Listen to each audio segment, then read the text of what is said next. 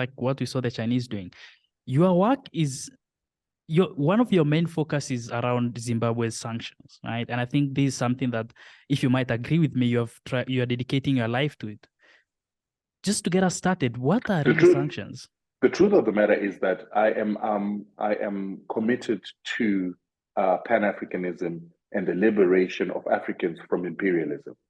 But before I can fight for the rest of Africa, I have to recognize that in my own country, the biggest geopolitical fight for what Africa needs for its independence is taking place in Zimbabwe. Zimbabwe is being punished today because of trying to communicate to Africans that you can take what it is that you lost during colonialism, give it back to your own people, and utilize what it is that is back in your own hands, your land, your resources, and the control of your labor, the control of your currency, the control of your economies, to lift yourselves up and make better people of yourself. Now, this is what it is that what Zimbabwe did initially for its own self has begun to communicate to the rest of Africa. The Western world understands that. And part and parcel of why it is that they've put sanctions on Zimbabwe is to cripple Zimbabwe, to ensure that there's no investment, there are no tools, there's no technology, there's no machinery, and there are no markets for Zimbabwe to be able to prosper and benefit from taking its land, controlling its resources, and making sure that its economy is controlled by Zimbabweans.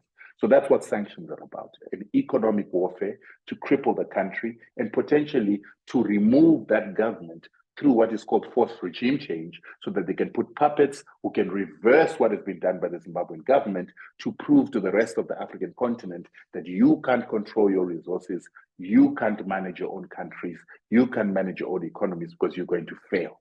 So that is the fight that is happening here. The West is trying to tell Africans that you will never succeed by putting sanctions on Zimbabwe and crippling the Zimbabwean economy, while the Zimbabweans are trying to prosper to show Africa that you should all take your land, take your resources, control your countries to make yourselves a better people. And we come together as a united Africa to use these resources and the control of our economies to better all Africans.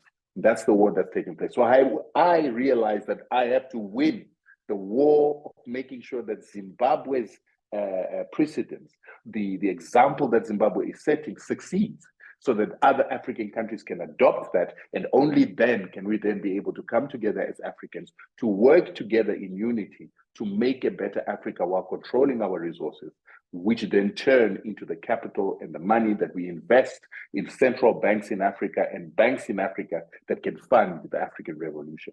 So when speaking about Zimbabweans taking back what was theirs, which was taken during colonialism, are you referring to Mugabe's time when he wanted to take the land and give it back to his people?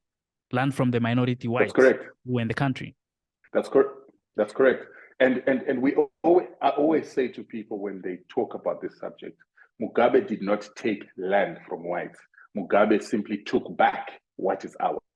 And that word back behind the took is very important. Because a lot of times people try to make it sound like the land was white people's land. No, it wasn't theirs. It was ours. And what was happening is what happens in law all across the world. When a criminal takes what is not theirs, the police, the justice system is created to ensure that that property and the property rights that have been taken from their rightful owners are returned to their rightful owners. It is the premise of law. Law is about ensuring property rights and their protection.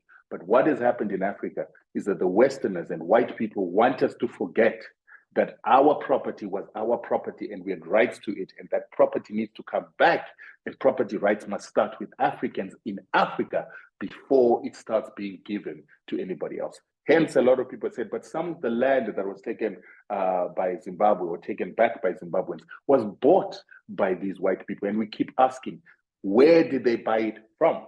Because when you buy stolen goods, when you buy stolen property, it's not yours. So you must return those property rights to their rightful owners.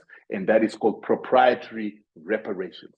You must take what was stolen and the benefits that were gained by the person who stole or bought the stolen property and return it back to its rightful owner, because he who buys stolen property is also a criminal. When Julius Nyerere was interviewed immediately after Tanganyika had gotten its independence, one of the questions that the journalist had asked was, is Tanganyika ready for independence? And Nyerere said, you can't come to my home, take my coat, and then ask me if I'm ready to get my coat back. The coat was mine in the first place, so you can never ask me if I'm ready for it. Whether I'm ready or not, that's none of your business. It's my coat and you have to give it back to me.